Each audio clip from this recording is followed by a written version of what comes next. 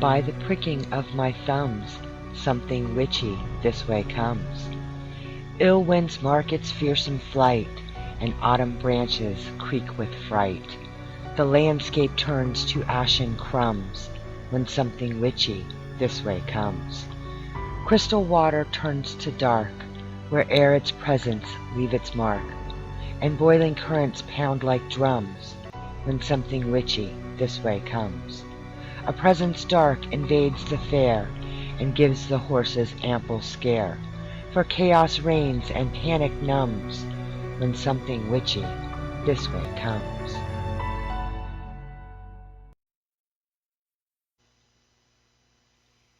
Good evening and welcome to Something Witchy. This is your host, Onyx Moon, coming to you from PBNR Radio.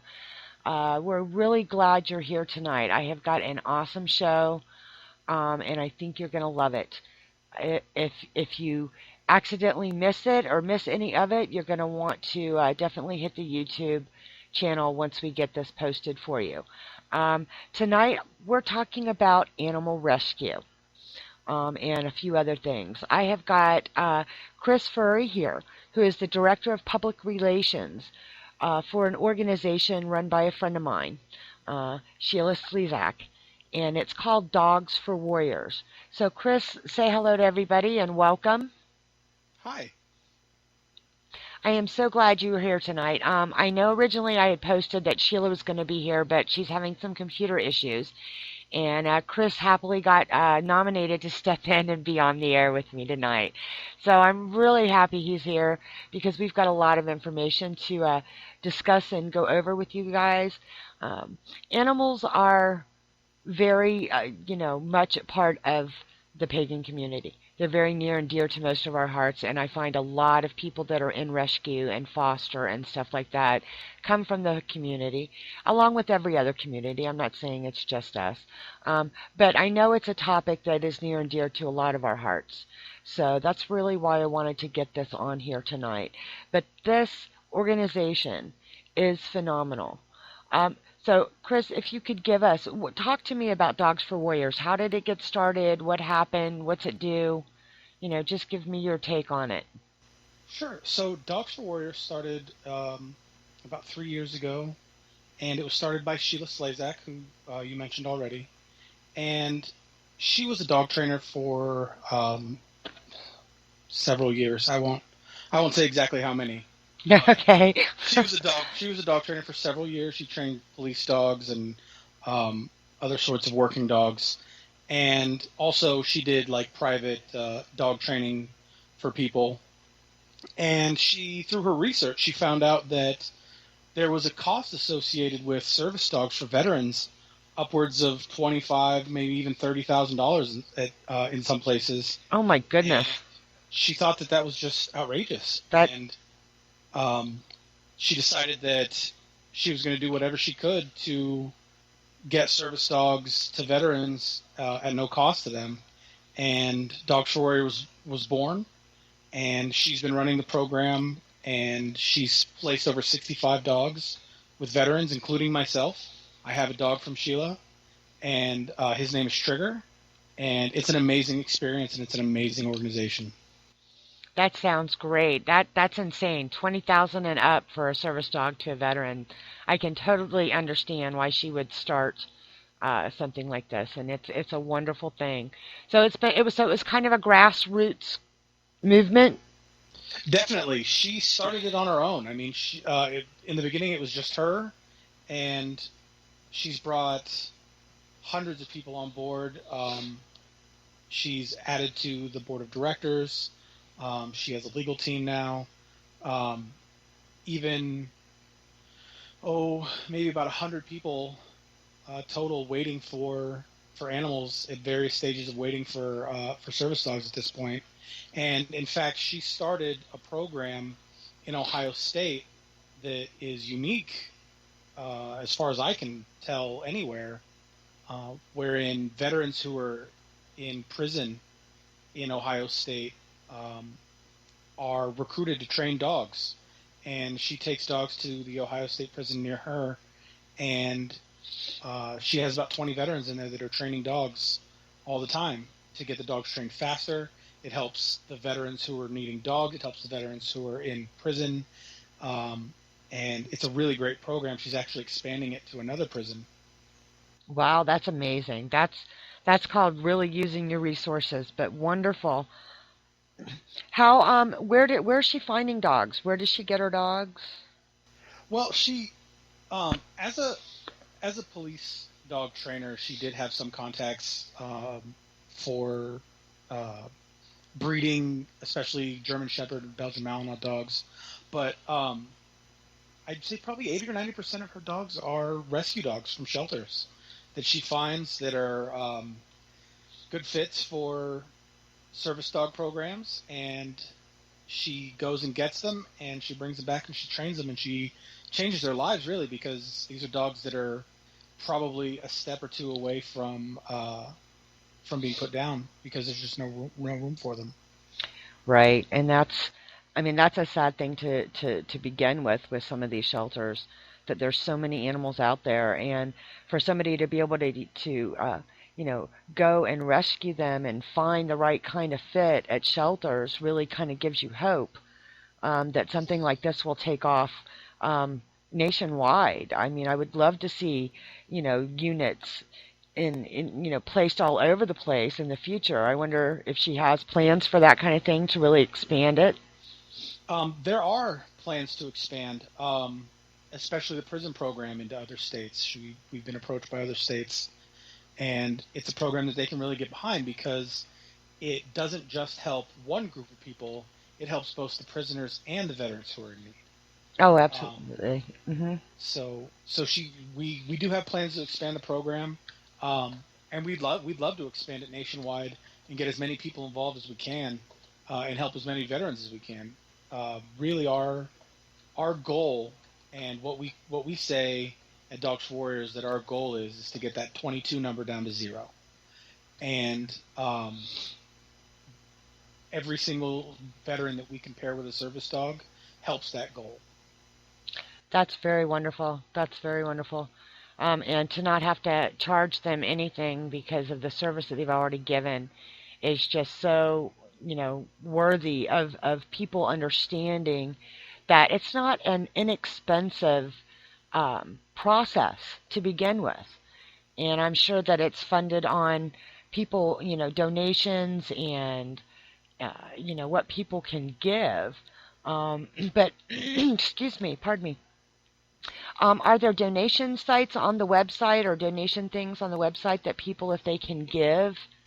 Absolutely. So if you want to support the program, if you go to www.dogsforwarriors.org, that's DOGS, the number four, warriors.org, then there are places on the website where you can donate a single donation. There's a way to donate on a regular basis, um, and even things like our the shipping address is on there, and even things like just sending bags of food help.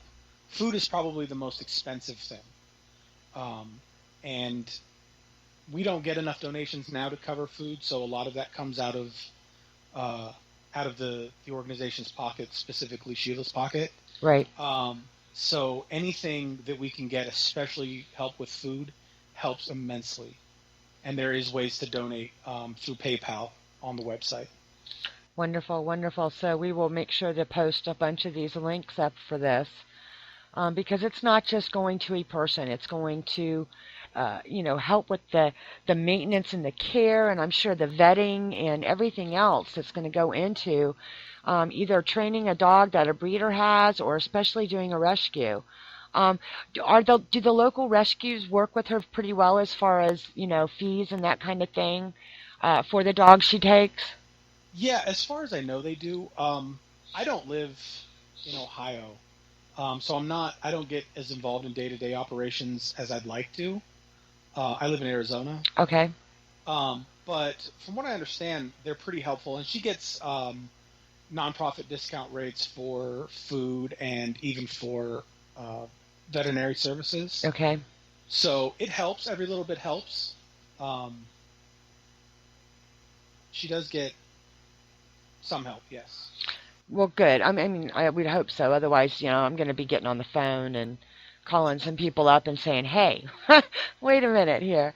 And that's the thing. I think that something like this and the impact that it's got to have on the soldiers that are getting these animals. Are there any of the like success stories that you want to share or that you can share? I can share mine. Okay, Um, that would be great. I deployed uh, August of 2009 to Iraq, and I came home July 2010, late July 2010, Okay. and I immediately had trouble. I had problems sleeping. I had problems with mood swings and uh, hypervigilance. I had difficulties driving, even. I had problems going out in public, severe anxiety, severe nightmares. And this went on for about 2 years that I just kind of expected it to get better and didn't do anything about it. And then I went and saw mental health, and I had some other physical issues that I had to get taken care of as well. I had two hip surgeries from some injuries that I sustained, and Wow. I was med boarded out of the army, and I moved home to California. And this is 3 years after I got home, and I'm still having these problems. And now they're getting worse because they're compounded by the fact that I'm no longer in the military, and now I have to deal with trying to reintegrate myself into civilian society.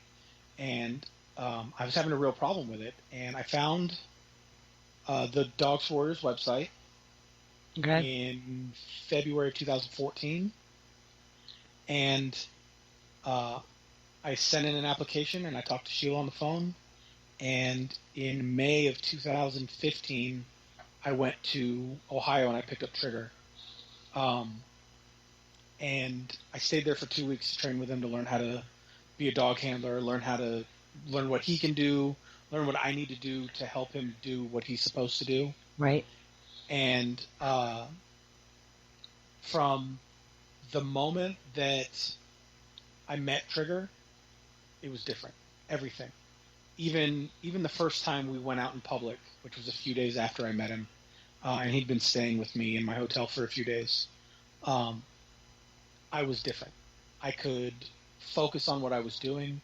My anxiety wasn't nearly as bad, and when it got bad, Trigger would uh, he would bring me out of it. So what Trigger likes to do to bring me out of it is he likes to come in, like if I'm sitting down, he likes to come in between my legs, and he'll put his paw up on my thigh, Uh-huh. like he wants to shake.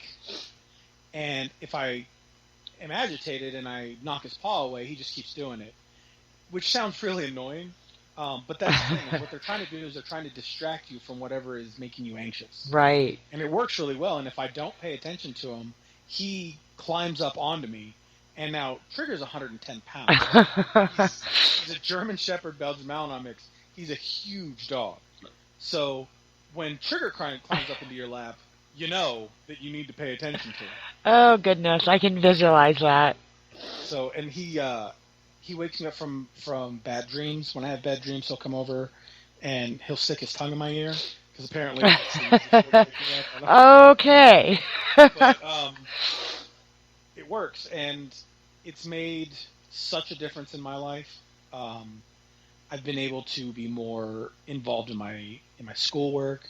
I've been able to I go to Arizona State University, and Trigger goes with me every day, and it's made me able to be more involved in my classes, in the discussions. I feel less anxious when I'm out, and everybody loves him. So it's it saved my life as surely as if I had been lying on the ground in need of CPR. Wow. That's very powerful. And for those of us that love animals, we know that that is completely um, accurate. Because I know that even animals that are not trained for service certainly can do that for us in our daily lives. But it's just wonderful when they can go that extra mile and they're not put off when you push their paw down the first time and they're going to keep doing it. So That's just a wonderful thing. Oh yeah, it's great. It really is. Absolutely. Well, that thank you so much for sharing your story. I know it's not easy talking about things that, you know, how you came back and all, but it's wonderful to know how much a program like this can impact a person. And Trigger, what a name! That is just so cute. I just I can visualize this Yes, of dog. course.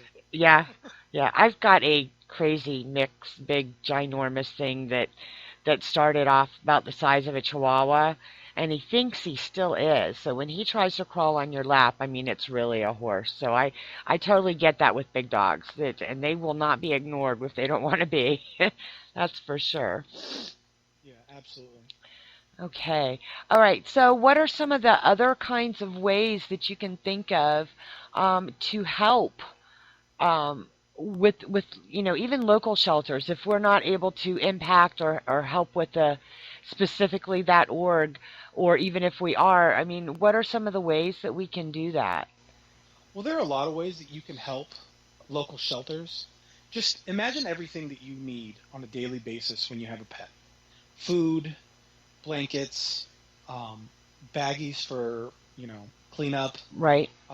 shampoo, flea tick medication. All those things are costs that are incurred by these shelters, and the more that you that the shelter has to pay for the smaller costs, the less money they're going to have to be able to keep dogs and cats and other animals longer. And unfortunately, that's where you come run into these shelters that have 3 and 4 day policies. Oh wow, 3 and 4 days. Yeah, and Oh my sometimes gosh. in some states, especially where I live in Arizona, a week is a blessing if you can if they can keep them that long. Wow, now that blows my mind because I honestly never thought that the turnaround was that short. I know that, these are things that people that are not involved in that kind of thing would actually have no clue, and that just breaks my heart.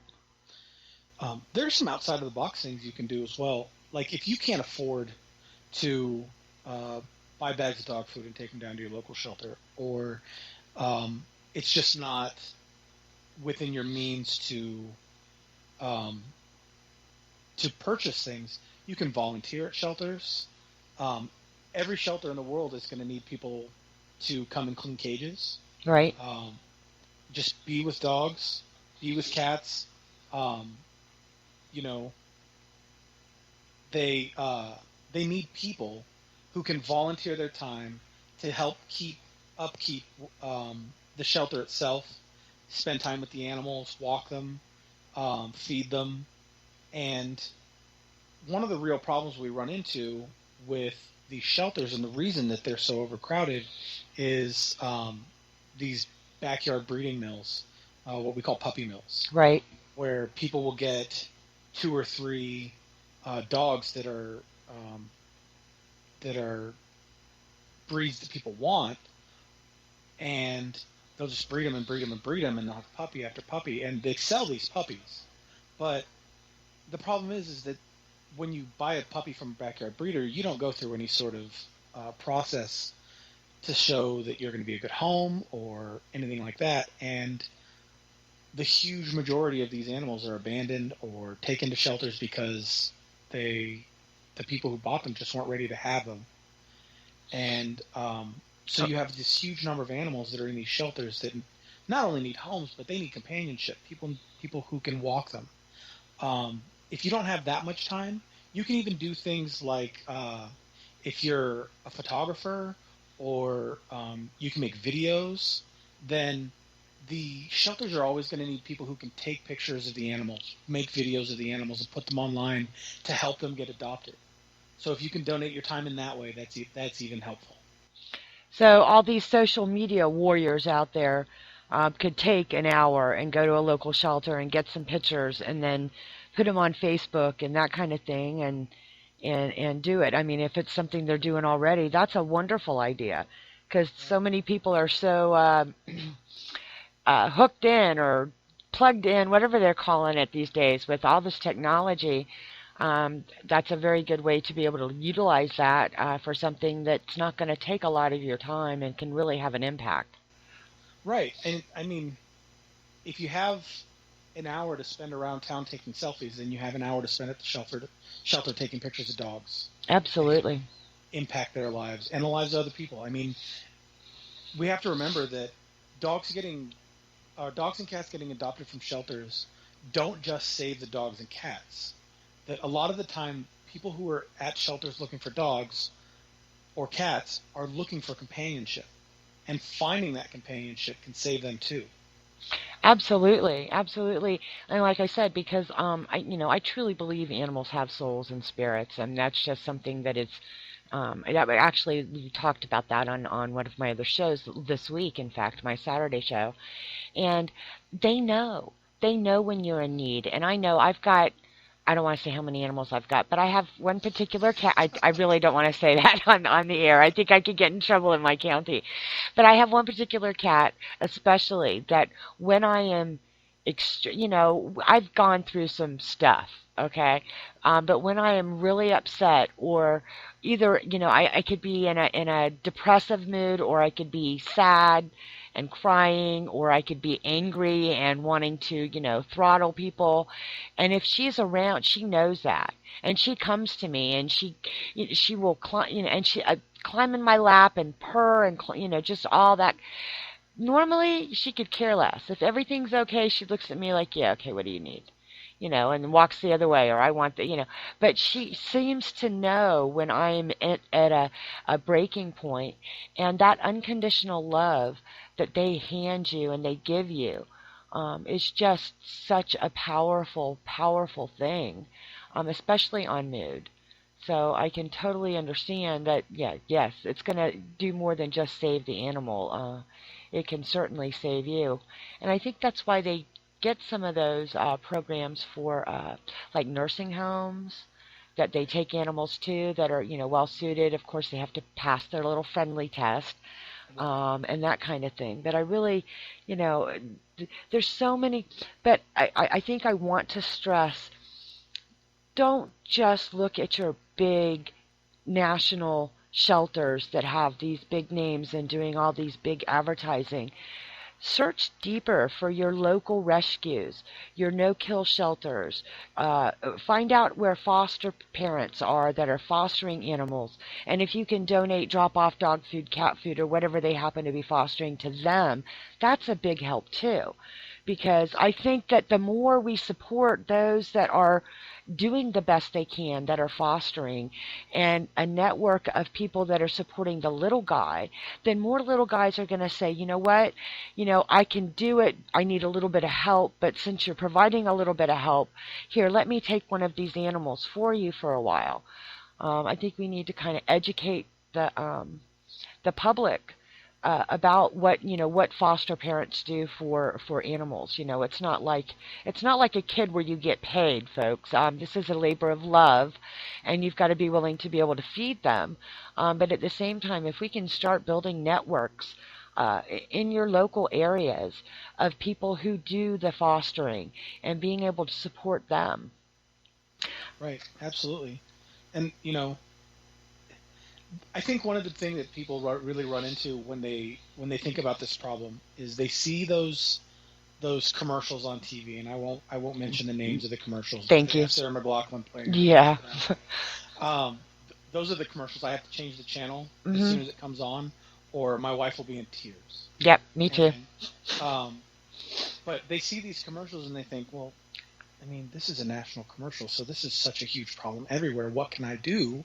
I mean, I can't afford to save every animal in the world, but there's not, there's not even really a need to have to spend money to help. There are so many things that people can do um, to help fosters, to help local shelters, especially because remember, the local shelters are the ones who aren't going to have national money, that aren't going to have 45 and 50-second, 2-minute TV spot money. I mean, Absolutely. if national shelters can afford that, then they can afford to take care of these animals for a little bit longer than they do. Um, but there are so many things. Everybody has a talent of some sort.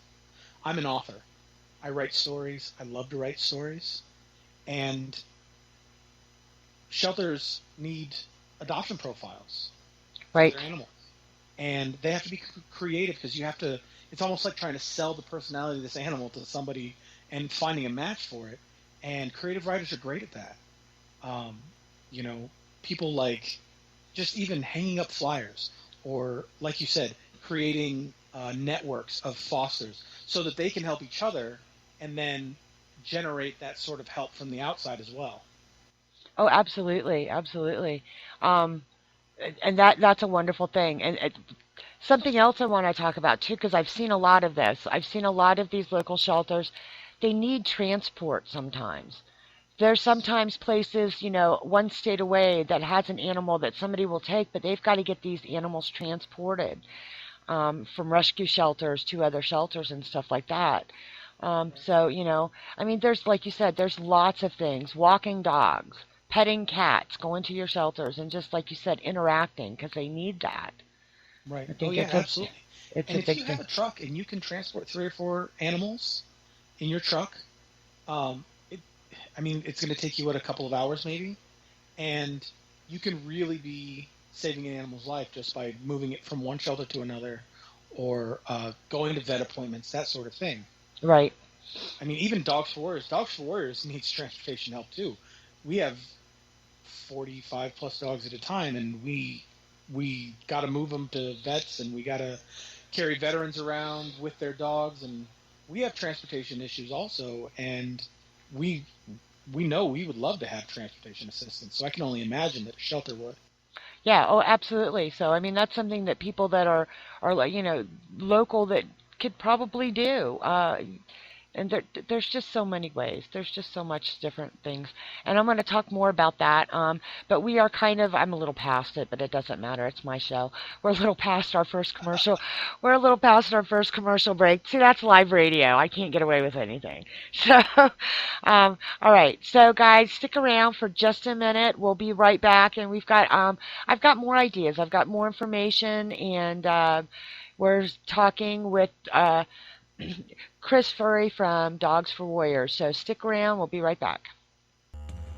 The Magic Jukebox Podcast presents Caldera Fest Pagan Music Festival, May 26th through May 30th in Lafayette, Georgia. This event will feature the best in pagan music and over 100 vendors and workshops. Featuring Tuatha the Day, Dave the Bard, S.J. Tucker, Wendy Rule, Digis Christ Super Drum, Dragon Ritual Drummers, and many more. Also featuring the official release of the Green Album.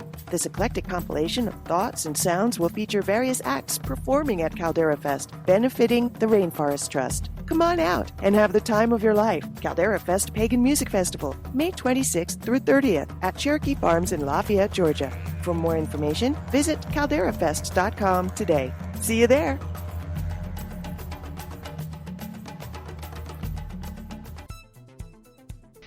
Since 2014, the Pagan Business Network has been building resources by bringing together pagan-owned and pagan-friendly businesses.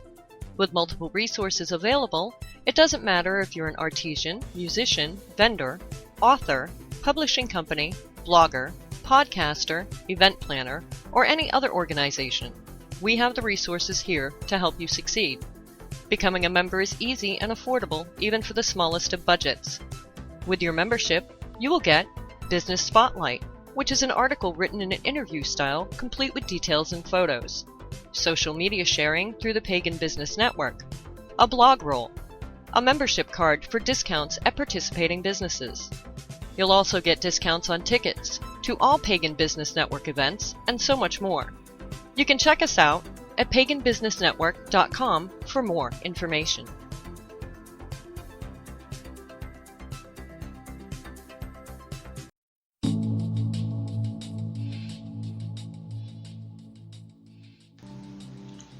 Are you looking for something special? For something more than mass-produced and ineffective magical wares? Then let me tell you about Beau Magique, with their wonderfully unique magical wares carefully handcrafted in small batches. From her charged waters using artisan well water gathered under the full moon, to their authentically crafted conjure and anointing oils, powders, and more, all handcrafted by Reverend Terry Brookins, using old and new recipes and super secret sources to be able to share her own brand of magic with everyone. Visit beauxmagique.com. That's BEAUXMAGIQUE.com. Visit today. This is what you've been looking for.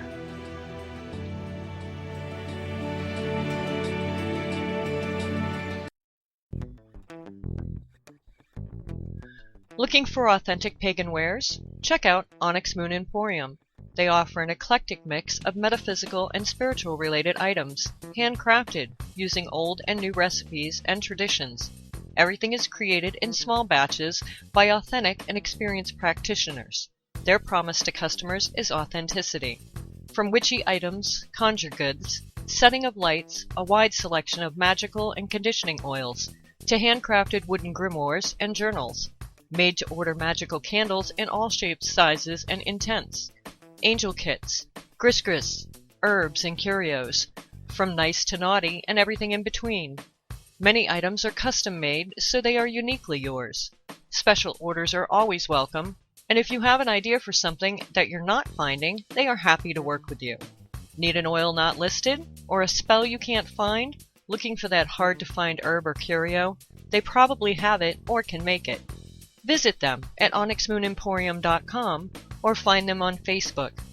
Onyx Moon Emporium, from angels to Zen, and everything for your magical life.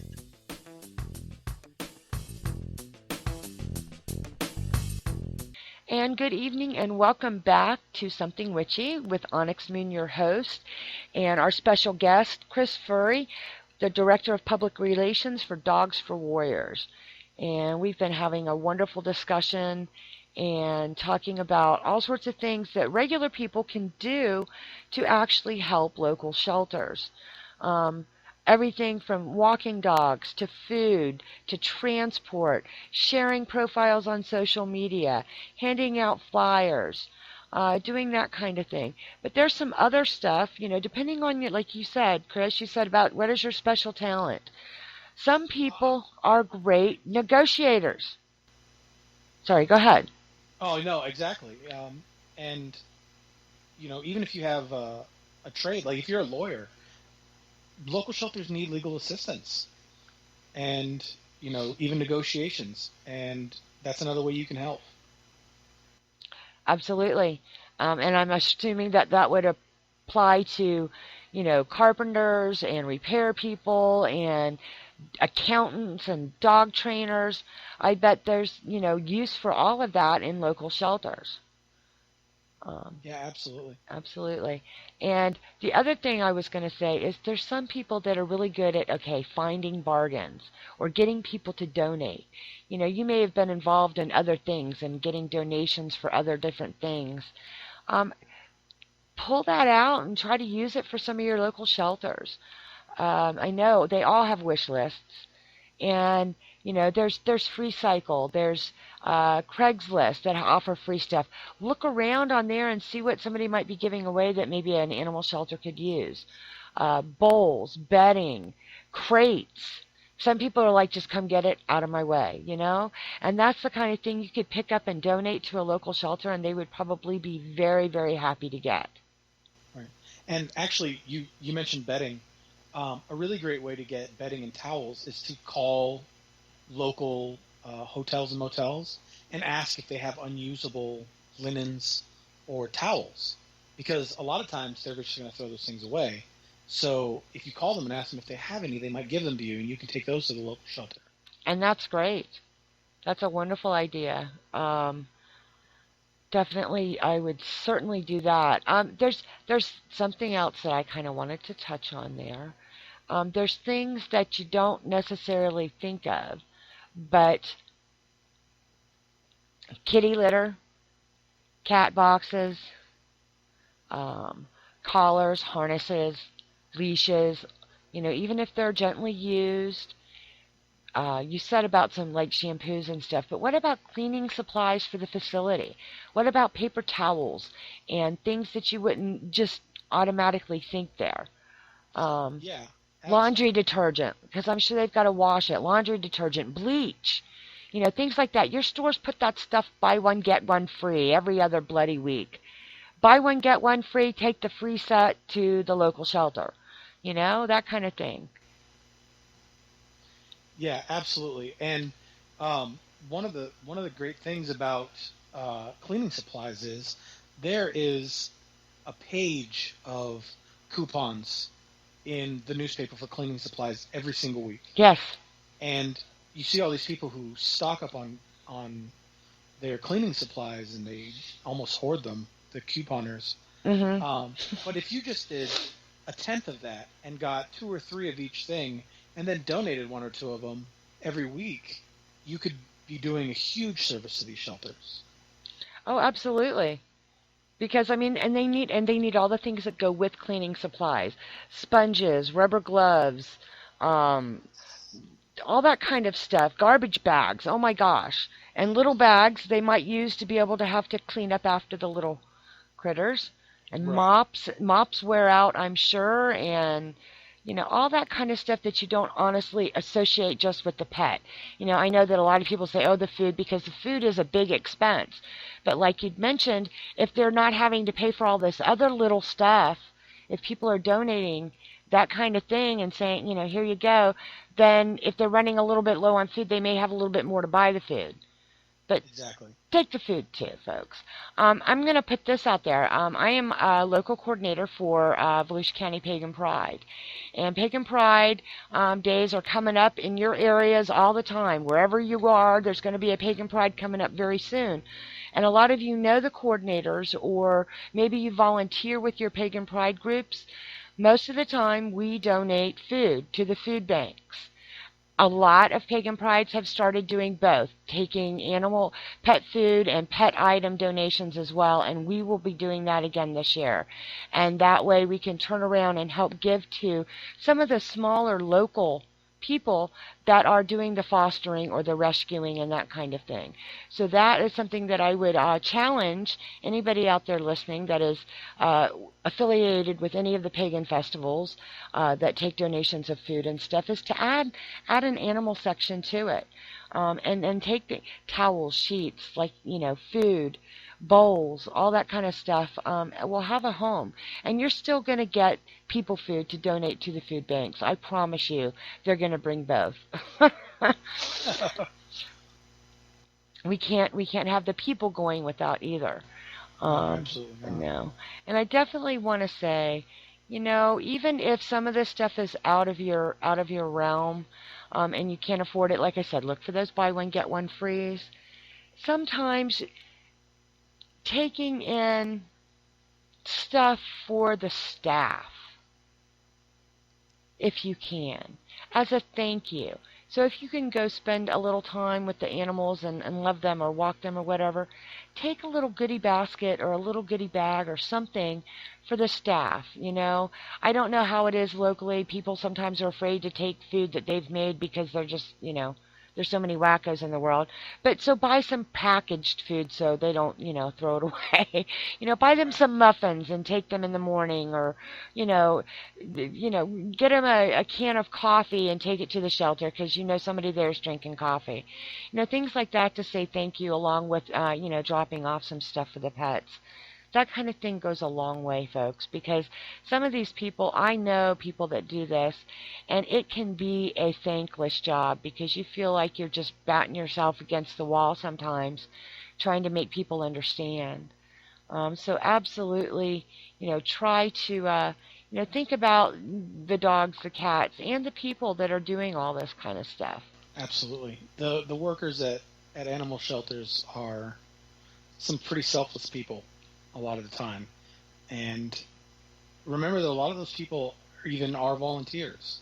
So if you can even bring them lunch or, you know, chips, soda, just tea, whatever, so that it's easier for them to volunteer on the weekends or every day or whatever that is that they do, then that makes it easier for them to be there.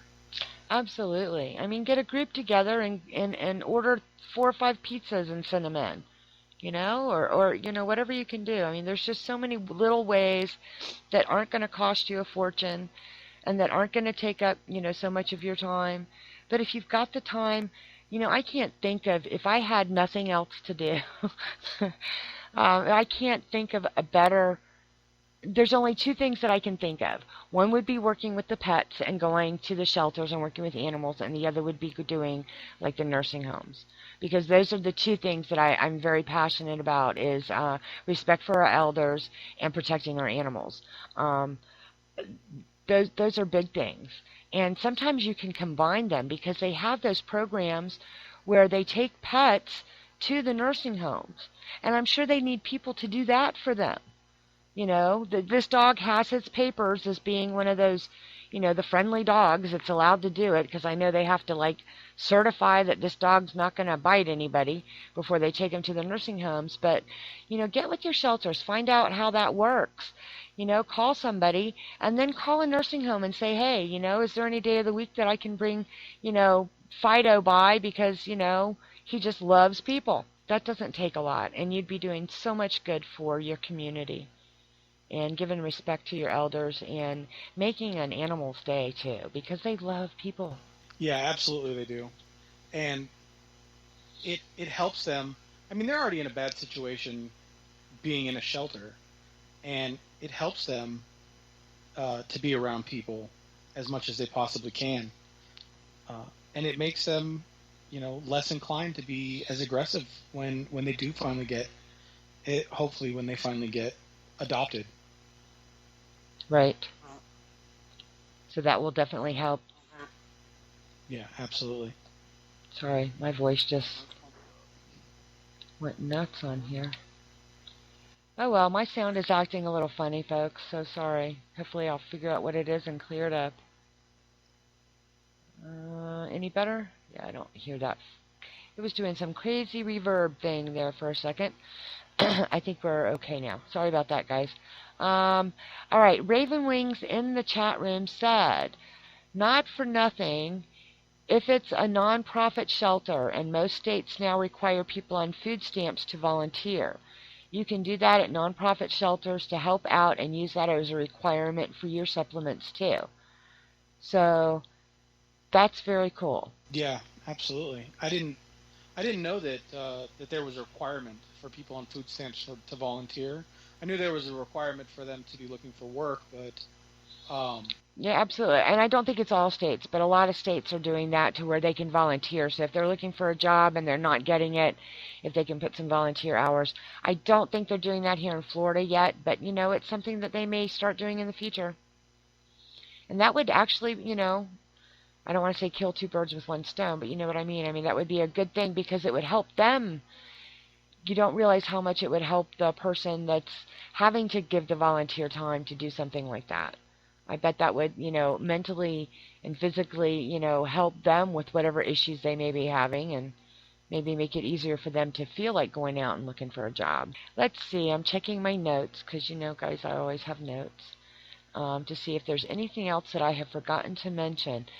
Tennis balls. Donate tennis balls. Dogs love tennis balls. I like tennis balls. That's one of the things my dog would play with. But now, unfortunately, because he's a horse, he would definitely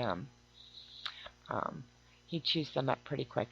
Okay, the last tennis balls, you got to be careful with tennis balls because, like my dog, both of my dogs really are big enough that they can swallow a tennis ball. Ooh, yeah. You got to be careful with tennis balls. Well, they do make larger balls specifically for big dogs. Mm-hmm. If you can donate some of those too, that's always great. Yeah, and like the Kongs. Kongs are great because, and small, medium, and large, but a lot of the large one, especially to something like, with the big dogs, because those are the ones that kind of seem to get passed over a lot. But the other thing I was thinking of was, office supplies, things that they're going to be using, paper, printer ink, obviously you'd have to find out what one they need, but things like that, pens, pencils, staples, all that kind of stuff that you wouldn't necessarily, again, equate with a pet, but it's all stuff that the people that work these shelters and these rescues, need. That's usable goods they're going through, and, Just remember that kind of thing. Anyway, okay. And if you can, fostering is a wonderful thing if you can do it. Some people have room in their lives. Some of us have more animals than we're allowed already. But some people, yeah, don't we all? But there are a lot of people that, maybe, and I hate, please don't get mad at me at this. I know that sometimes when you have an animal has passed and it was your pet and it was your love, it's really hard to try to think about getting a new animal. Fostering can help with that because then you get an animal and you don't always have it forever. It's waiting for a forever home, but you get to love that animal knowing that you're making it possible for them to find a forever home. So that way, if you've got to go on vacation, so you can't foster for a month, whatever, it's okay usually. But when you can, that would be something to say, hey, you know what? I know that I'm not going to have to do anything for 2 months, so I can do a temporary foster, and you can let them know, and it can be so fulfilling and so rewarding, and you get to love that animal, it gets to love you, and then you get to send it off to a forever home, and that's a wonderful feeling. So it's not sad like losing an animal. Um, but, so just think about fostering. I know people don't think about that much, especially, these days with the fostering of kids and stuff is so prevalent. But think about the animals because, especially if you're older and you don't have small children at home or you don't have prey-size animals, look for the big dogs that you could actually foster nicely with, and those are the kind that don't get fostered as easily because they're like, oh, well, my grandkids are coming over, or I've got a cat, and we don't know how this dog does with cats and bunnies and whatever. So if you don't have any of that stuff, you're a perfect foster. Right. Yeah, absolutely. Anyway, well, we've about run this subject off. But again, tell everybody how to find Dogs for Warriors. And So if you go to www.dogsforwarriors.org, that's DOGS, the number 4, warriors.org, you can find on our website that there are several different ways to donate. Also, there's a shipping address on there, and there's other things that we need besides just monetary donations. So if you want to ship a bag of dog food, the dogs all eat the Purina Pro Plan chicken and rice formula, and if you just want to ship a bag of dog food, everything helps. Every little bit helps, because this is a grassroots organization. Sheila did start this from the ground floor, and we run entirely on what comes in through the donations, and then obviously Sheila supplements with her own money. and I find that happens a lot with the people that I know that are in rescue, because it is such a selfless thing, and she's wonderful. I think this organization is uh, so needed and such a wonderful thing that I'm going to make a promise to her and to you that I'm going to do whatever I can to help promote this along these pagan paths that we seem to be on, because I think it's a very, very valid use of time and money and resources, and to think that there are places that would charge somebody that has already given so much, as far as a service member, charge them $30,000 for a dog, to help them live when they come back. I mean, it's disgusting to me to think that they would do that. They would, yeah, that's the word I was looking for, but disgusting works too. I just can't understand the greed. Now granted, I understand that animals, that it takes money to train them and it takes money to raise them, but to be able to do it on a volunteer, not for profit basis, with an organization like Dogs for Warriors, this is where you kind of places that you should be putting your money, folks. And if you order off of Amazon or something like the dog food he just said, and I'm going to get him to type that out in the chat room again, Purina Pro Plan. See, it's a That's a tongue twister. You know that, right? It's the Purina Pro Plan chicken and rice formula. There you go. I couldn't say that. But you can order that stuff right off of Amazon and they'll deliver it right to them, so you don't got to worry about packing and shipping and whatever. You know, that's kind of the fun thing about some of this online stuff. You could order from a pet store that and have it just shipped directly to them, and that way you don't even have to go try to stick it in the mailbox.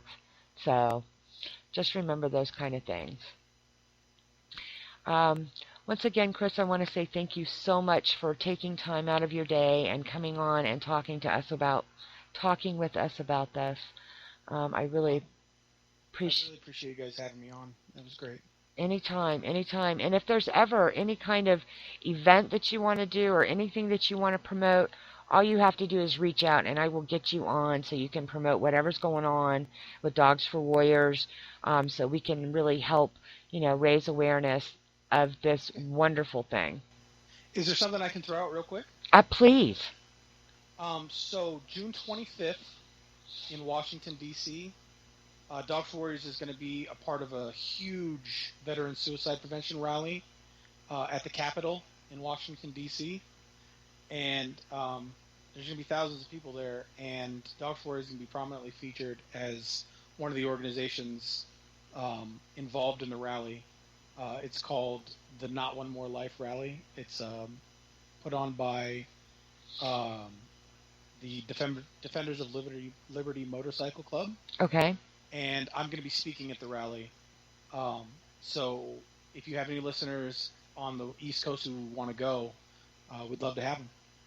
Absolutely. So you're going to send me the links to that, and I will post those prominently on the pages along with the archive show, and we will get that promoted. That sounds wonderful.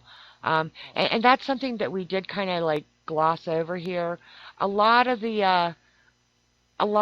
this started because the suicide rates for returning military personnel is just astronomical, because a lot of people fall into these gaps with the VA and with everything else, and they're not getting the help they need. And we know in this country, mental health seems to be a non-issue for some stupid reason. Nobody seems to want to support it. And programs like this, get down to the nitty-gritty, and that's what it's about. It's about helping to rehabilitate and get people back from that brink, because it is unfortunately a thing. It's not a good thing, so No, it's conservative estimates put the number at 22 a day. That's a number that I don't like to actively disagree with. right. But the fact is that some of the states with the highest veteran populations didn't report in that study. So it's a number that we can all rally around, but the sad truth is that it's probably on the low end of the spectrum. Absolutely, and I agree with that. So, one thing that I know that I have shared before is be there for your friends. You never know what they're going through. And make sure, you're available to that. So, yeah, one a day is too many, Mrs. Brown. You are correct. Any is too many. Unfortunately, until something happens in this country and we get some people in high places that aren't afraid to address these issues, it's not going to get better, except through the efforts of people like Chris and Sheila and other of these organizations that are suicide prevention and doing things for our veterans. We should be, on the ground at their feet on a daily basis, thanking them for what they have given so we can sit here and complain about things. I mean, I get it. I totally get it. We have the right, we have the ability to bitch about stuff because they have fought for our freedom to do so. And it's a very sobering thing when you think about, 22 a day, and that being a low number. So support things like this, and we will all be better for it. Yep, absolutely. Anyway, once again, Chris, I'm going to say thank you um, for coming on tonight. I know that I didn't want to talk about this the whole time, but we did have to address it because that is a big issue with this, and this is what part of what Dogs for Warriors is helping with. PTSD and all that kind of stuff. And there's so many diagnoses that an animal service dog, service animal can help with, and this kind of thing. So we really want to support the places that are doing that for our veterans. At any Absolutely. rate, all right, folks. This has been a wonderful, wonderful evening. Um, I am Onyx Moon, and you have been listening to Something Wytchy on PBN Radio. Join us each and every Wednesday night for Something Wytchy. You never know what I'm going to talk about. And then don't forget our my Saturday night show is P3, The Pagan's Paranormal Perspective. And we're always going to have something interesting coming up on that show as well for you. We try to keep it fun, and we're always looking for suggestions. So we're gonna shut it down this evening. I am going to talk about one more thing because I have 2 minutes. In like 8 days, um, I'm going to. Where am I going? I'm going to Caldera Fest. This is going to be an epic music festival. If you haven't seen it on Facebook, then you haven't looked on my wall. I want to tell you, tickets are running out. I don't know if they have any more left. This is going to be epic. 30 musical guests, lots of vendors, 3 nights of camping, all included. Um, you don't want to miss this. This is phenomenal. Go to paganmusicfest.com and it will tell you all about it. But click on some of the links that are all over our PBN radio pages and on my personal page, I'm sure. I am so excited about this music festival, you have no idea. It's all I can do not to already have my stuff packed, but believe me, it's all lined up and ready to go. And we're going to have a lot of fun. We're going to talk to a lot of musicians, and I'm going to not tell you any more about it because some of it will be a surprise. So once again, I thank you for joining me tonight and listening in. Be on the lookout for this to be YouTube archived. And then I'm going to ask everybody to share the links for this show like you've never shared any of my other shows before. Because this is important, and we'd really like to get that out there to the pagan people to start supporting their local shelters, and especially taking a good look at Dogs for Warriors. So once again, thank you and good night.